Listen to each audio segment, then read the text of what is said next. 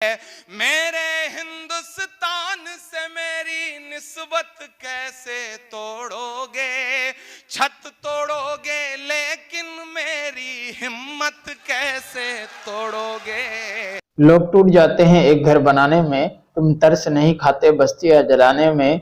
मेरे हिंदुस्तान से मेरी निस्बत कैसे तोड़ोगे, छत तोड़ोगे लेकिन मेरी हिम्मत कैसे तोड़ोगे। जी हाँ दोस्तों, सुनेंगे इस नज़म को। पहले जानते हैं मेवात हिंसा को लेकर इमरान प्रतापगढ़ी ने क्या कहा है।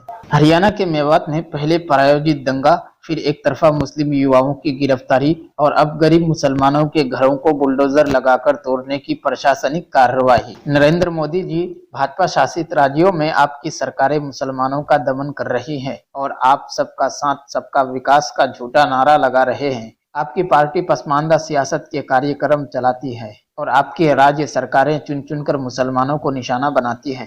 चलिए दोस्तों, सुनते हैं इमरान प्रतापगढ़ी की नज़म। उससे पहले आपसे गुजारिश है, वीडियो को लाइक कीजिए और हमारे इस चैनल देहात की आवाज को जरूर सब्सक्राइब कीजिए। कि मेरे हिंदुस्तान से मेरी निस्बत कैसे तोड़ोगे, निस्बत कैसे तोड़ोगे। आवाजों को दबाने के लिए, कुचलने के लिए लाके खड़े कर दी गई हैं मशीनें और डराया जा रहा है। वीडियो को लाइक जरूर करें दोस्तों। लेकर के शाहीन बाग तक मैं खड़ा रहा हूं वहां पर। मैं इसलिए ये मिसरे पढ़ता हूं, अगर लगे कि मुझे इस स्टेज पर भी खड़े होकर के मिसरे पढ़ने चाहिए तो मैं आपकी आवाज बन के बोलने की हिम्मत करता हूं। और उसी तरह से आपका साथ मिलेगा तो मुझे लगेगा कि मैं सच्चे लोगों के बीच में खड़ा हूं। कि मेरे हिंदुस्तान से मेरी निस्बत कैसे तोड़ोगे, निस्बत कैसे तोड़ोगे।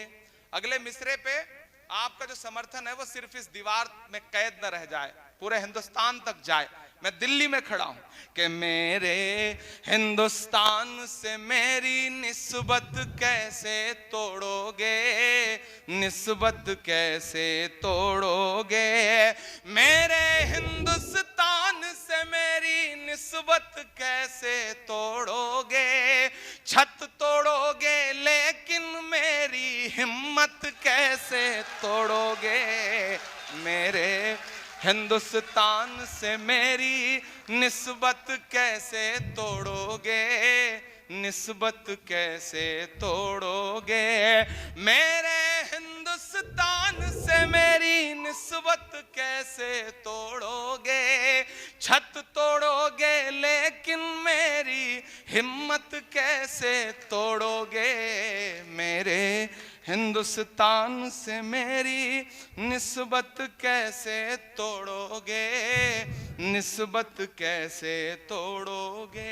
पहला बंद पढ़ता हूं इस नज्म का। मेवात हिंसा को लेकर पुलिस की कार्रवाई जारी है। हरियाणा पुलिस पर आरोप है कि नाबालिग बच्चों को भी हिरासत में लिया गया है। यहीं तक नहीं, एक खबर के मुताबिक मेवात के घरों में सिर्फ औरतें ही मौजूद है, मर्द सारे हजरात को पुलिस पकड़ कर ले गई है। चलिए इस न्यूज रिपोर्ट से जानते हैं हरियाणा पुलिस की मेवात हिंसा पर कार्रवाई का पूरा सच। मेवात हिंसा, पुलिस ने नाबालिग सहित दर्जनों मुसलमानों को हिरासत में लिया। केवल महिलाएं ही घर के अंदर रह रही हैं। हरियाणा के मेवात जिले में हुई सांप्रदायिक हिंसा के बाद से अब शांति का माहौल है। ऐसे में पुलिस ने अब कार्रवाई शुरू कर दी है।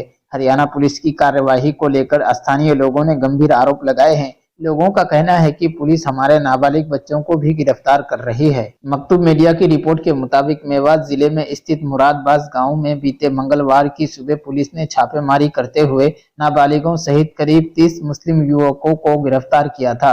पुलिस की कार्यवाही के डर से ज्यादातर युवाओं को अपना घर छोड़ने के लिए मजबूर होना पड़ा है।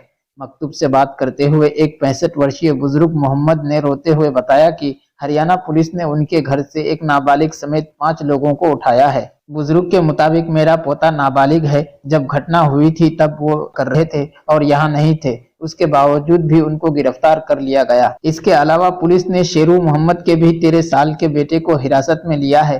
पीड़ित परिवारों का कहना है कि अभी तक कोई FIR नहीं हुई है। पुलिस ये भी नहीं बता रही है इन लोगों को किस आधार पर गिरफ्तार किया जा रहा है। चलिए हरियाणा के मेवात हिंसा पर दूसरी खबर पर नजर डालते हैं। महिला पुलिसकर्मी के लिए फरिश्ता, अपने घर में छुपाकर दंगाइयों से बचाया। मेवात में हुई सांप्रदायिक हिंसा के बीच एक मुस्लिम परिवार ने अपनी जान पर खेलकर हिंदू परिवार की जान बचाई है।